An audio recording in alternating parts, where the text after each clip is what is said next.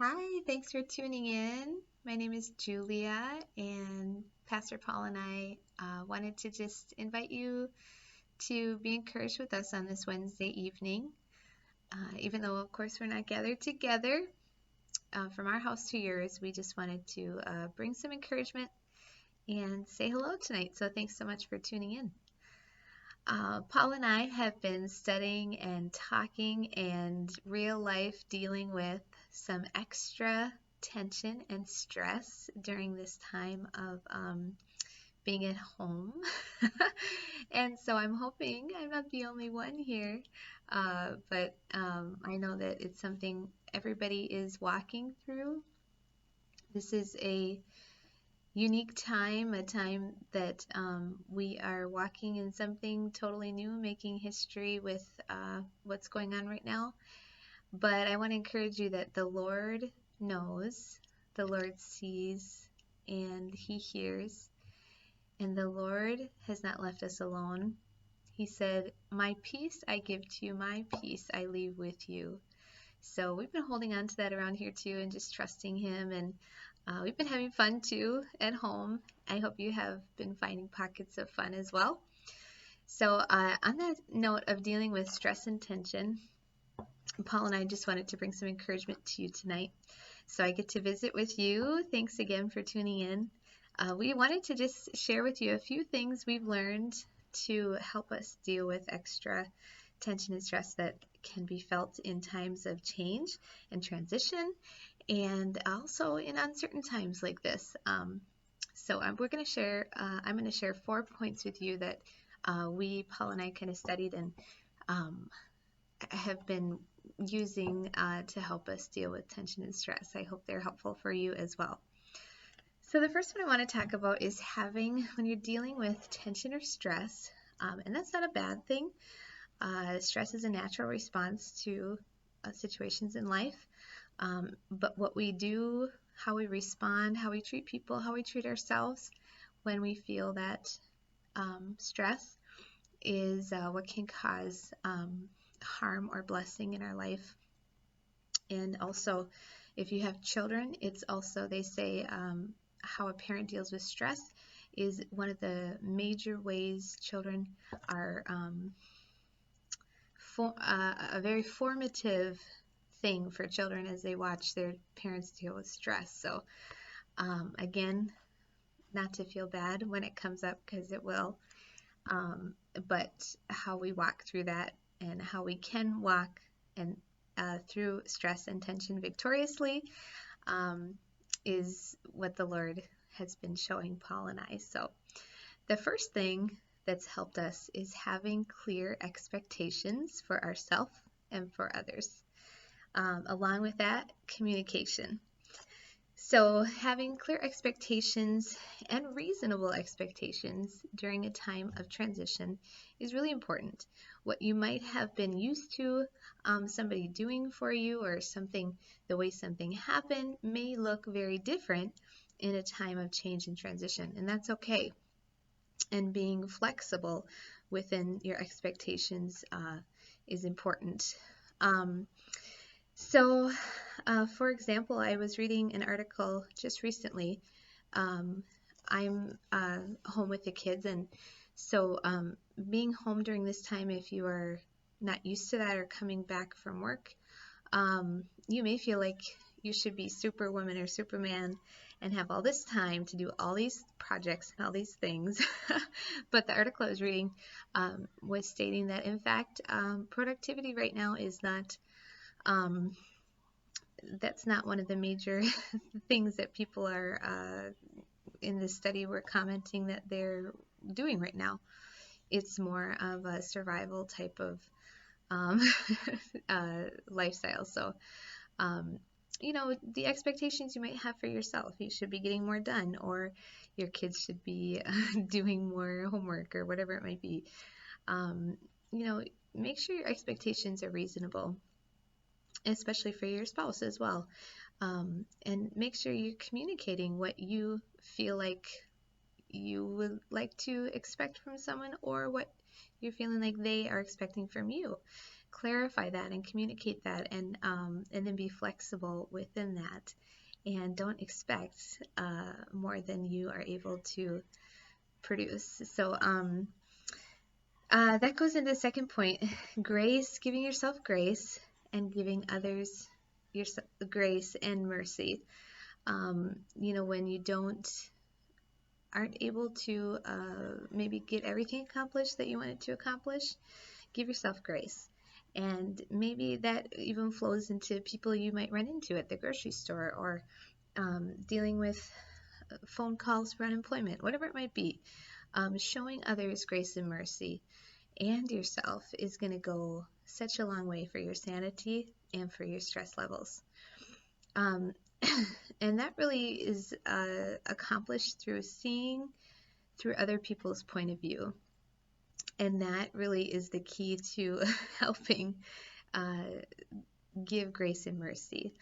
And Jesus was the ultimate example of this, of course. And the more that we can walk in grace and mercy in our own home, the better that we will end up feeling ourselves. So dealing with stress and tension, we want to have clear and reasonable expectations for ourselves and others, and we want to show ourselves and others grace and mercy in this time. Of course, always. The third thing was, we found that this helps to deal with stress and tension, to have a regular schedule and routine.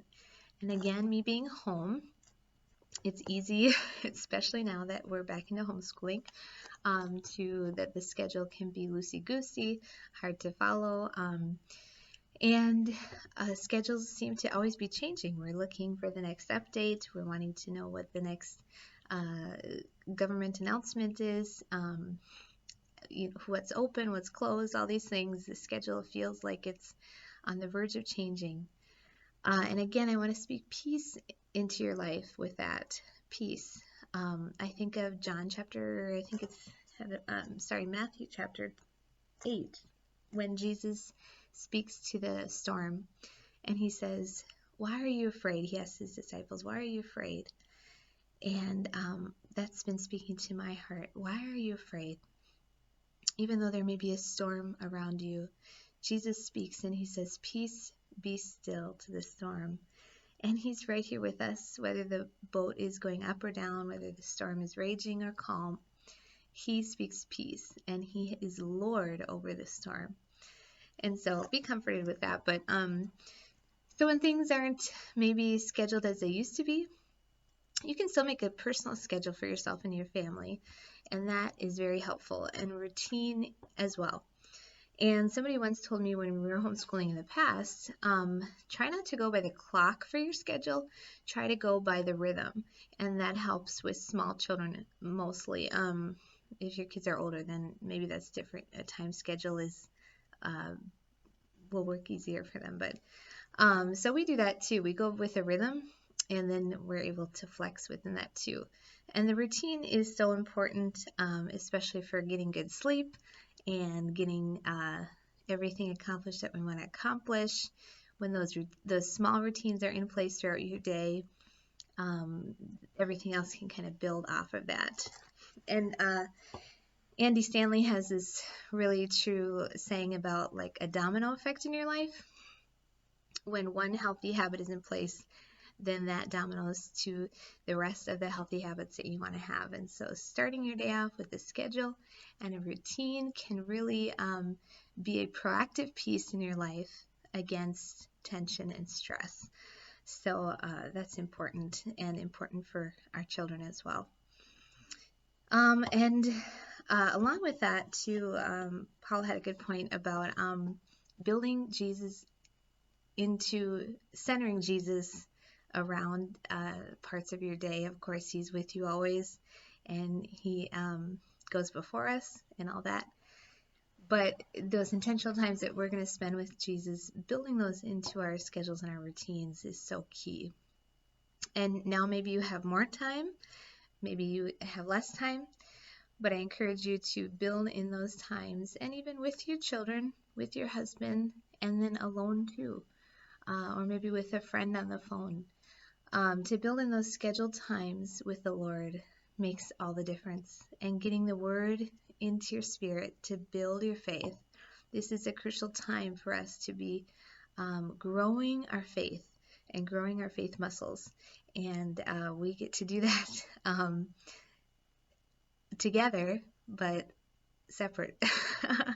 And so when we come back together, we know that we are going to be celebrating a great victory in strength because we have been growing even in this season. So build that into your routine and your schedule, your time with the Lord. It will make all the difference. And last, on a practical note, again, just going over these again, dealing with tension and stress during this time of quarantine and always in our life. Paul and I have found that having clear expectations for ourselves and for others and communicating those is key. Showing and speaking grace and mercy to ourselves and to others, and keeping a schedule and a routine in our life is going to combat and be proactive against stress and tension. You're also in that helping your family members to know what to feel some stability. So kids aren't in school, but maybe they still have a time that they're getting up, time they're going to bed, their routines, lunch break, all that kind of stuff. Those routines are really important. I will say within that one more thing, that third point, the Lord showed me that has been helpful is I'll do the bedtime, for example. We used to have a very, structured bedtime that the kids would go to bed. And now, of course, we're not getting up and out the door so early, and so sometimes our bedtimes have kind of been a little bit later. We've been doing a lot of work with church and all that, and so we've been a little bit later. And so the Lord was showing me that in this season, if we're going to, it's okay to extend some of the privileges, but also along with that, expect the responsibility. And so age appropriately, we talked with our kids about what that looks like. Okay, so if you're going to have this privilege now, it used to be here, now your privilege for that is going to be here. What responsibility needs to go along with that so that it's healthy and it still brings everybody in the family what they need, and talk about that and decide that even together if it's reasonable, and then be okay with that. And so we do a little bit later bedtime now. We've extended that privilege, and we've also expected the responsibility that we set a little bit later wake up time, but we still wake up at that time to get school going. So be okay with that. Maybe that's with screen time for you, or with other different privileges for your kids. That's a way that you can build that into your routine and schedule, but still have grace for yourself in that, and expect the responsibility within that too. So that's the third point. The fourth point, just a real practical one. Make sure you get outside and make sure you laugh. And those things are so important and so helpful when it comes to dealing with tension and stress. And you can look up studies that will show you that as well. That and of course the Word, our first and foremost solid rock study, says that laughter does good like a medicine, and the joy of the Lord is our strength. So we sat around the dinner table the other night, and we said, okay, everybody tell us your LOL moment of the day, as my daughter says. And I really had to stop and think about, did I laugh today? And then it was just a good reminder to me, I want to find moments where I can be just let loose and laugh and enjoy the fun of life, and the little things that might make you laugh. Just take those opportunities to laugh. Maybe you're laughing at me right now. I'll laugh at myself. But make sure you try and laugh every day, and laugh with your kids, laugh with your friends, your spouse. Find a reason to laugh.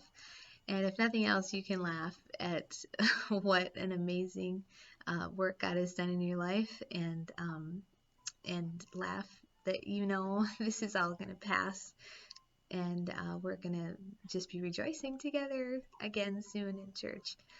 And get outside. The fresh air, again, you can look up studies on that. I've been reading some.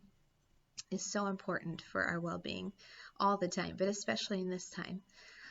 So get outside, find people and reasons to laugh together. Again, dealing with tension and stress, God is able to bring peace in the midst of the storm, and He will. So trust Him, trust Him. And some things you can do as you walk in freedom from that and walk through those times. Maybe it's a daily battle right now for you as you're dealing with stress or tension. Could be your job, just the current situation, a change you've been going through.